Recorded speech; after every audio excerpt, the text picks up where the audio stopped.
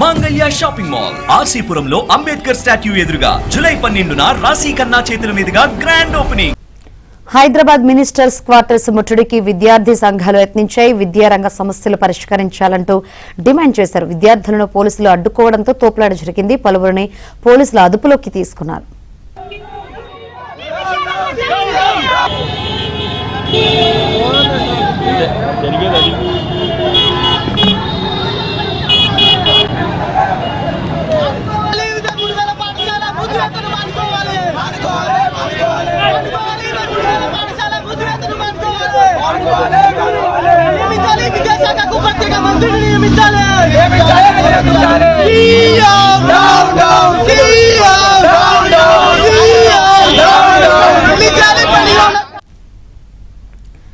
తెలంగాణలో కేజీ నుంచి పీజీ వరకు అన్ని విద్యా సంస్థల బంద్కు వామపక్ష విద్యార్థి సంఘాలు పిలుపునిచ్చాయి.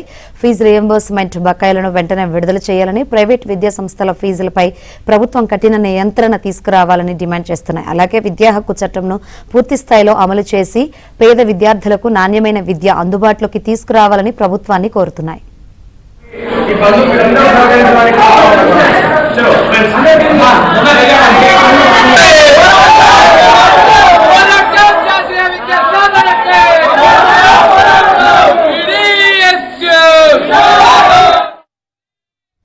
మరింత సమాచారం మా ప్రతినిధి సంగీత అందిస్తారు.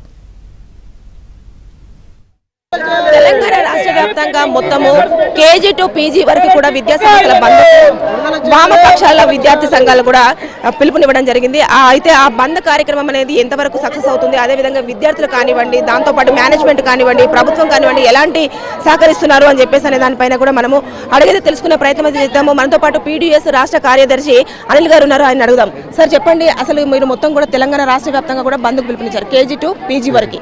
అంటే ఏది ప్రధాన డిమాండ్లు ఏంటి, ఎందుకని చెప్పేసి మీరు మొత్తం కూడా ఒకేసారిగా తెలంగాణ రాష్ట్ర వ్యాప్తంగా ఇన్ని విద్యార్థి సంఘాలు కూడా మూకుమ్మడిగా అంటే ఒకేసారి ఒక మినిమం ఒక 6 విద్యార్థి సంఘాలు కూడా కలిసికట్టుగా ఈ విధంగా బంద్కు పిలుపునిచ్చారు? రేవంత్ రెడ్డి గారు అధికారంలోకి వచ్చి 2.5 సంవత్సరాలు గడుస్తున్న విద్యారంగ సమస్యలు పరిష్కరించడంలో విఫలం కావడం చేత ఈరోజు 8 విద్యార్థి సంఘాల ఆధ్వర్యంలో రాష్ట్ర వ్యాప్తంగా బంద్కు పిలుపునివ్వడం జరిగింది.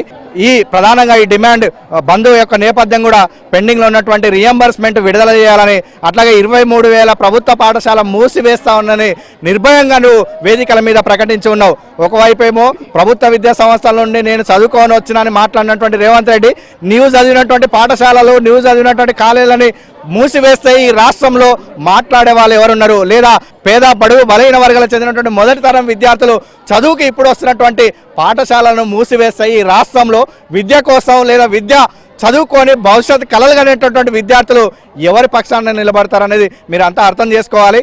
ఈరోజు నీ అపాయింట్మెంట్ విద్యార్థి సంఘాలుగా అన్ని విద్యార్థి సంఘాలుగా రేవంత్ రెడ్డి గారు మీరు అపాయింట్మెంట్ ఇవ్వాలని మేము అడిగినాం. కానీ ఎక్కడ చూసినా నువ్వు మేము ఇచ్చేటటువంటి వినతి పత్రాలైనా లేదా మేము ఇచ్చేటటువంటి వినతులైనా ఏవైనా బుట్ట దాఖలు చేసేటువంటి పరిస్థితి నీవు ఉన్నావు కాబట్టి ఈరోజు బంద్కు పిలుపునిచ్చుకోవడం జరిగింది.